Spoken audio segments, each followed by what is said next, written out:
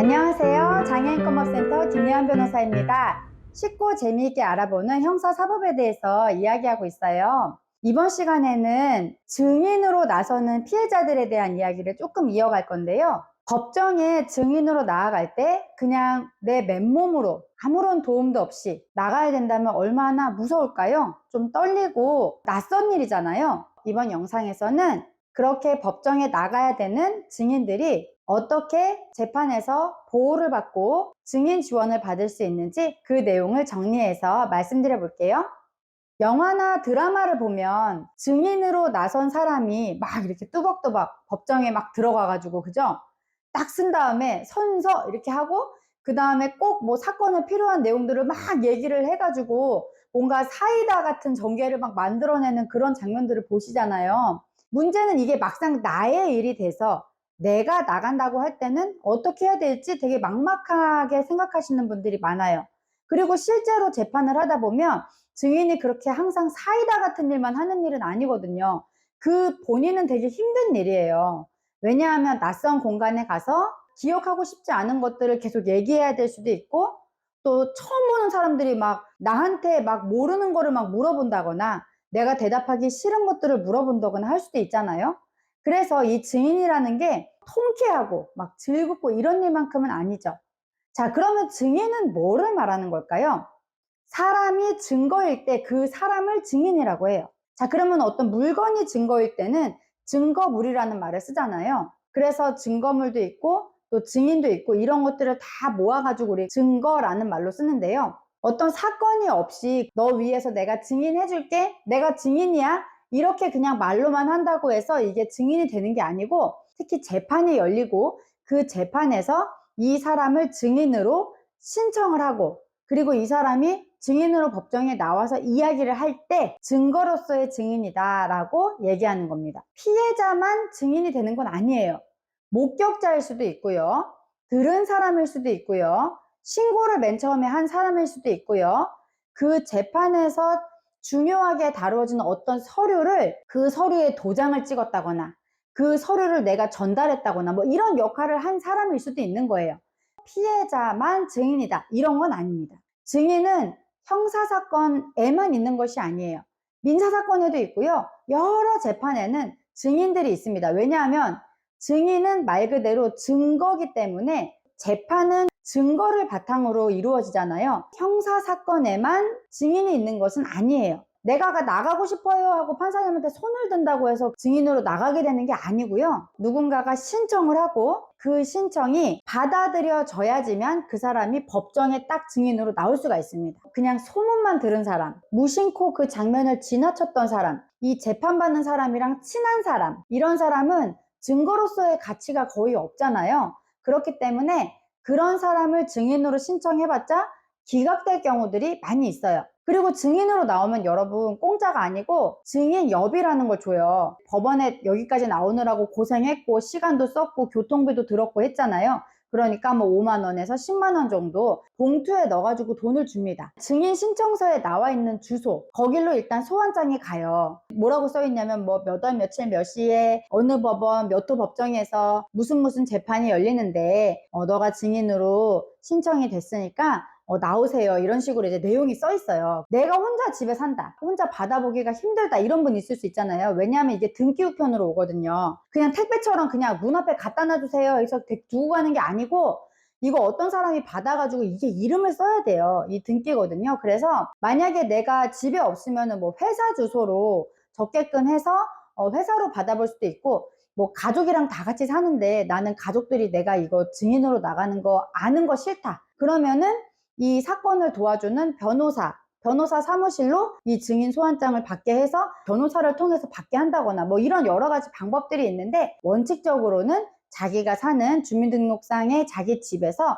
자기가 직접 받아서 사인하는 게 원칙이긴 하다. 그리고 피해자가 증인으로 소환이 딱 되잖아요. 그러면 이 형사사건에서 피해자는 당사자가 아니라고 했죠. 당사자는 검사와 피고인이라고 생각하시면 된다고 했죠. 이 양쪽이 싸우는 거고, 피해자 같은 경우는 자기가 그 일을 그냥 겪은 증거로서 존재하는 사람이잖아요. 수사기관에 내가 이런 일을 당한 게 맞아요 라고 물어보고 답하고 물어보고 답하고 해서 만든 진술조서나 피해자가 직접 이렇게 내가 이런 일을 당했습니다, 이렇게 쓴 진술서나 아니면은 이런 과정들을 녹화한 피해자의 진술 영상 녹화물 같은 것들은 피고인이 법정에서 어떻게 해야지만 증거로 쓸 수 있다고 했죠? 동의를 해야지만 증거로 쓰이게 되죠. 그런데 피고인이 나 이런 짓 안 했어요 라고 할 경우에는 피해자의 진술들을 동의할 리가 없잖아요. 그러니까 그럴 경우에는 부동의를 하게 되고, 검찰 입장에서는 요 피해자의 말들이 증거로 들어가길 원하니까 이 피해자를 부르죠. 증인으로 신청을 하죠.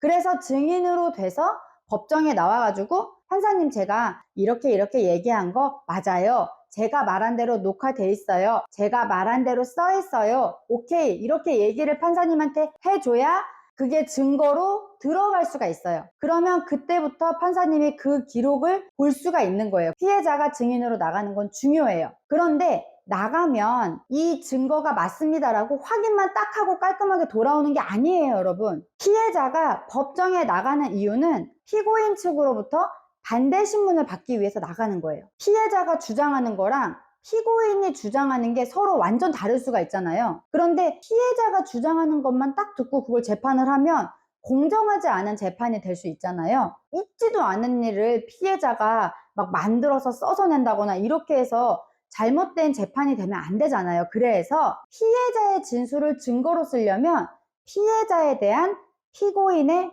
반대 신문을 하게 만드는 거예요. 그래서 이 피해자를 증인으로 부르는 거예요. 재판정에 증인으로 들어가면 그 증인석이 있잖아요. 증인석에서 선서합니다. 양심에 따라 숨김과 보탬이 없이 사실대로 진술할 것을 선서하는 거예요. 거짓말을 하면 위증의 벌을 받겠습니다, 그거 내가 알고 있습니다 라는 거를 선서해서 확인을 하고, 누가 먼저 물어보냐? 이 증인을 신청한 사람, 검찰에서 신청을 많이 하겠죠? 그러면은 이 검찰 쪽에서 먼저 물어보는 거예요. 증인, 뭐 몇 월 며칠 몇 시에 어디 간 적이 있죠? 네. 거기에서 누구를 만난 적이 있나요? 네. 거기에서 어떤 일이 있었는지 설명해 줄래요? 제가 뭐 어딜 갔는데 그때 누가 오면서 인사를 했고 막 이러면서 이제 얘기를 시작할 거 아니에요. 그게 증언이에요. 그래서 쭉 이제 검찰이 물어보는 거를 대답을 하면 주신문이 끝나요. 그러면 그 다음에는 누가 물어볼까요? 피고인 측에서 물어보겠죠. 피고인이 직접 물어보는 경우는 거의 없고 피고인의 변호사가 물어보는 경우가 대부분인데, 증인, 아까 전에 이렇게 이렇게 말했는데 증인은 그 당시에 어떤 상황이지 않았나요? 그렇게 하기가 어렵지 않나요? 뭐 이렇게 물어볼 수도 있고, 증인이 그 자리에 갔다고 했는데 앞에 말이랑 좀 안 맞아서 그러는데 왜 갔는지 더 자세히 설명해 줄래요? 뭐 이런 식으로 질문을 하는 거예요. 피고인 측에서는 피해자를 증인으로 불렀을 때 우호적인 질문을 하지 않겠죠. 이 사람이 대답하기 편한 질문만 하려고 부른 게 아닐 거 아니에요. 어떻게 보면은 거북하고 좀 불쾌하고 이런 질문을 할 수밖에 없어요. 반대 신문이 그런 거기 때문에. 그래서 이 질문에 대해서도 내가 답변을 다 하면 검찰 측에서 잠깐만요, 제가 요거 몇 개 더 물어볼게요 하고 더 물어볼 수도 있고, 또 만약에 거기에서 여기서 또 궁금하면 몇 개 더 물어볼 수도 있고, 요 정도 해서 일단은 양쪽에서 물어보는 게 끝납니다. 그리고 나서 판사님이 이제 앞에 앉아 있거든요. 그래서 판사님이 증인, 나도 궁금한 게 몇 개 있는데 물어볼게요 라고 하면서 몇 가지를 물어보세요. 그럼 그거에 대해서 사실대로 내가 아는 그대로 답변을 하고, 어떤 판사님의 경우에는 피해자가 증인으로 나왔을 경우에는 증인이 하고 싶은 얘기가 있으면 하세요 라고 맨 마지막에 기회를 주기도 하거든요. 가급적 저는 하고 싶은 말을 하고 오시라고 말씀을 드리는 편이에요.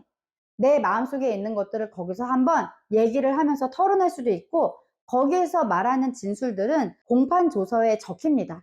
상당히 중요한 의미가 있기 때문에 자기가 맨 마지막에 하고 싶은 말이 있다면 정리를 해서 생각해서 가시는 게 도움이 될 거예요. 여기까지 어떻게 진행이 됐는지를 들어봤는데 왠지 무섭다, 생각할수록 더 무섭다, 이런 분들 있을 것 같아서 증인 지원에 대해서 말씀을 드립니다.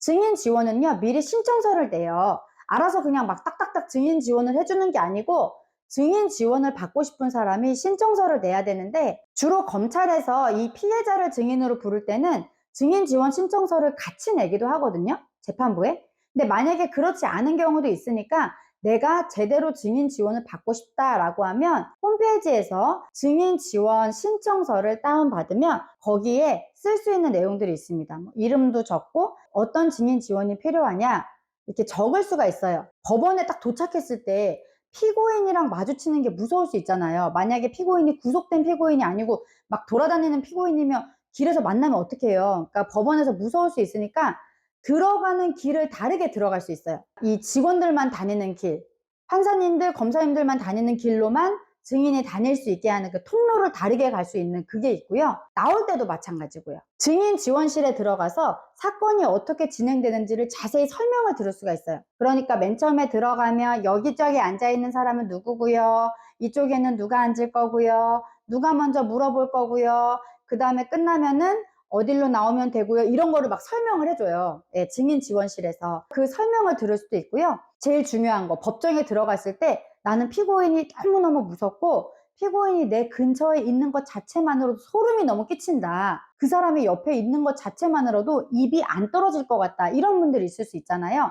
그러면 미리 뭐를 신청할 수 있냐면 판사님, 피고인이 법정에 없게 해주세요. 이렇게 신청할 수 있어요. 피고인이 원래는 반대 신문을 하는 거를 들어야 되거든요. 원래는 그게 맞겠죠. 반대 신문을 해야 되는 이유가 있으니까. 그런데 만약에 피고인이 있는 게 나는 너무너무 무서운 증인이다 라고 하면 피고인이 다른 방으로 가서 헤드폰으로 피해자가 뭐라고 진술하는지를 들을 수 있게 조치를 할 수 있어요. 만약에 그렇게 하기가 조금 너무 뭐 사정상 어려운 경우에는 예외적으로 병풍 같은 걸 이렇게 쳐가지고 피고인이 피해자가 오는 것도 못 보고 나가는 것도 못 보고 막을 수 있는 차폐시설이라고 하는데 그런 거를 하기도 하는데 요새는 차폐시설보다도 옆방으로 보낸 다음에 헤드폰으로 듣게 하는 그거를 많이 합니다. 맨 마지막에는 뭐 이런 걸 체크할 수 있어요. 재판 결과를 문자로 받길 원하시나요? 뭐 핸드폰 번호나 이런 걸 적어서 제출하면은 나중에 재판 결과 피고인한테 뭐 유죄가 나왔고 뭐 몇 년형이 선고됐습니다. 이런 게 문자로 와요. 아니면은 나중에 재판이 끝나고 나는 판결문을 받아보고 싶습니다. 라고 신청할 수 있어요. 그러면 그 판결문을 우편으로 보내주기도 합니다.